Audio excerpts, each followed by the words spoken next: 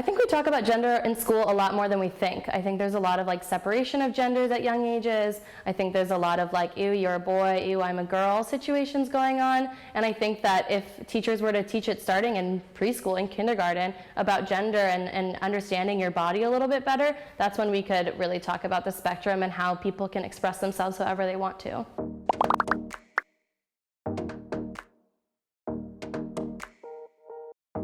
Absolutely.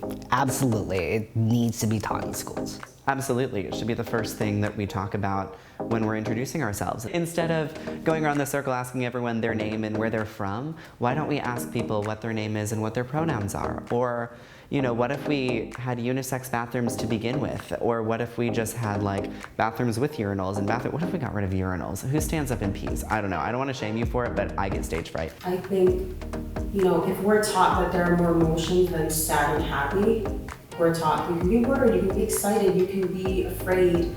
There are so many things that it's argued that kids won't understand it. Kids understand absolutely everything you put on the table for them to understand. Let's start from the very beginning. Let's start from the history of it. Let's show kids that the idea of gender identity is not something new. It's not something that has just popped up in the 21st century.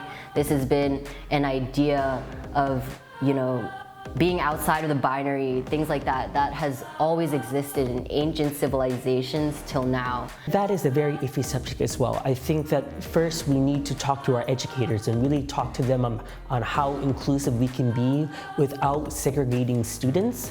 Well, if we're starting from like lower middle school, for example, we don't necessarily have to start teaching specific terms. As I mentioned before, words can be very restricting and words have their specific definitions tied to them.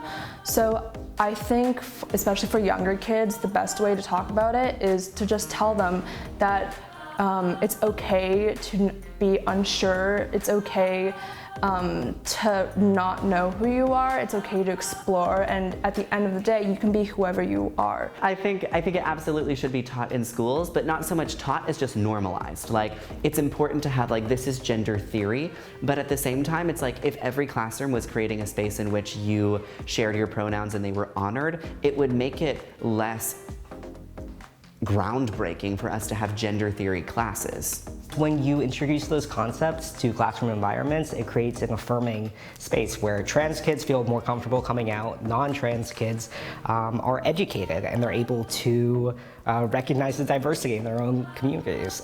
It drastically reduces levels of bullying.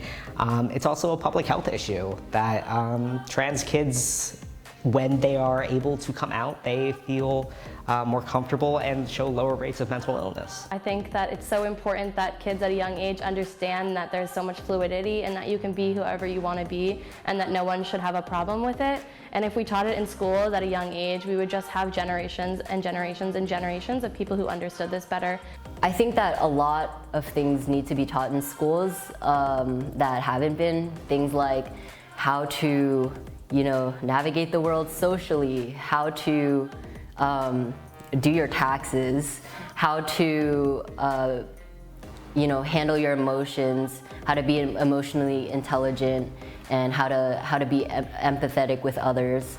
All of these like kind of soft skills that schools don't teach, I think all of them are extremely necessary. And I think that understanding one's identity, especially as a young person in today's world, I think that that's even more paramount to understand.